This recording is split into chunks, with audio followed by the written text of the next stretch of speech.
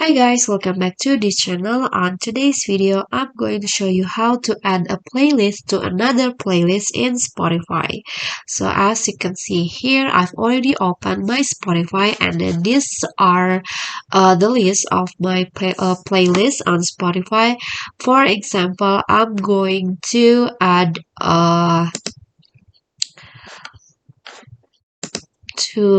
this playlist into this. So what you need to do is you can just block all the song.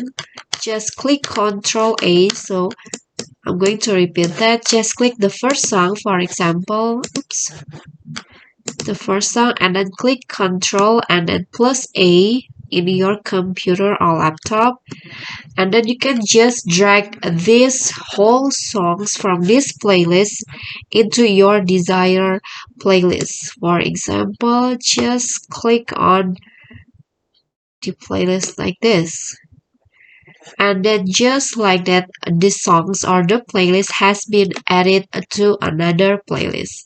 Okay, that's so easy, right? Okay, I hope this video is helpful to you. Don't forget to click like, leave a comment, and also subscribe our channel. See you on the next tutorial. Bye bye.